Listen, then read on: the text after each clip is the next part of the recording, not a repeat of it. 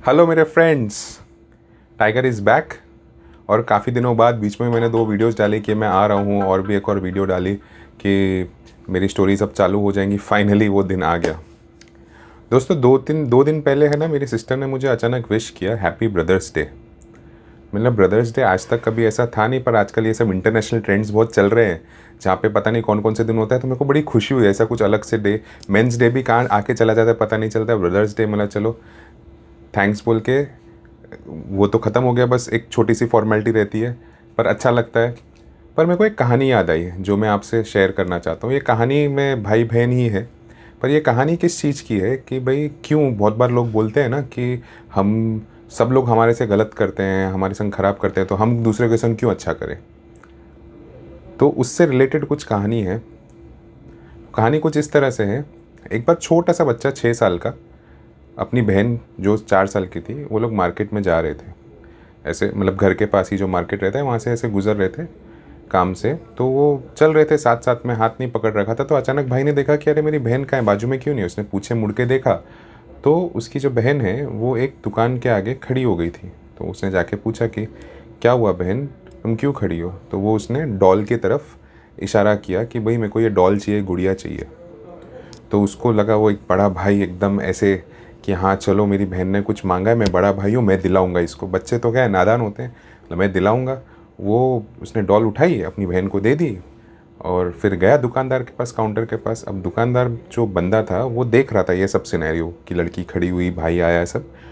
अब वो बंदे ने भी अपने लाइफ में बहुत कुछ देखा हुआ था, तो वो एकदम बहुत अम्यूज़मेंट से देख रहा था। और फिर जब बच्चे ने आके पूछा कि ये डॉल कितने की है, मेरी बहन को चाहिए, तो बोला तुम्हारे पास कितना पैसे हैं, तुम्हारे पास क्या है।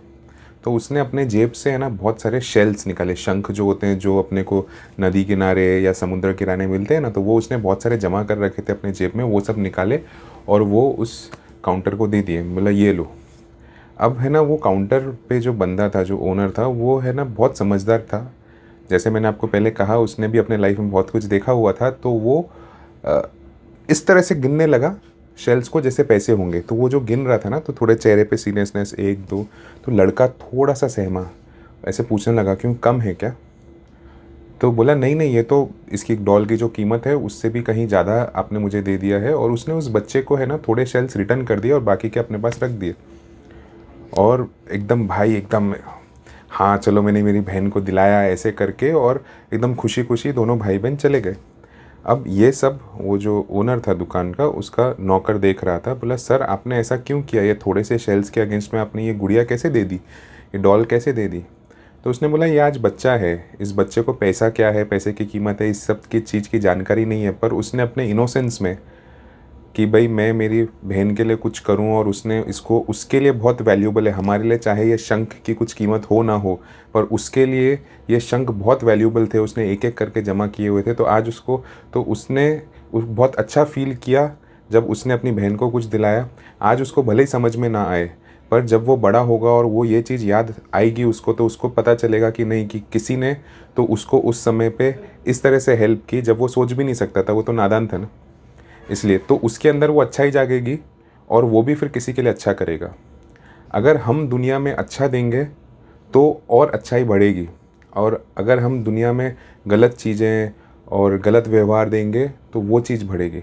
तो हमें क्या चाहिए दुनिया में, हमारी आगे की जनरेशन्स के लिए, हमारे बच्चों के लिए, हमारी फैमिली के लिए हमको अच्छी चीज़ें चाहिए, अच्छे संस्कार चाहिए, अच्छा व्यवहार चाहिए, अच्छे बोलने वाले लोग चाहिए। तो हमें वो बनना पड़ेगा। हम वैसे रहेंगे तो दुनिया भी वैसे बनने लगेगी। तो ये थी आज की कहानी। दोस्तों आपको कैसी लगी प्लीज़ कमेंट्स कीजिए, लाइक कीजिए। आप पहली बार मेरे इस यूट्यूब चैनल पे आए हैं तो प्लीज़ सब्सक्राइब कर दीजिए, और अगर आप फेसबुक पे देख रहे हैं तो मेरे पेज को लाइक करिए एंड फॉलो करिए। मिलते रहेंगे, मेरी स्टोरीज़ अभी आती रहेंगी। हरे कृष्णा।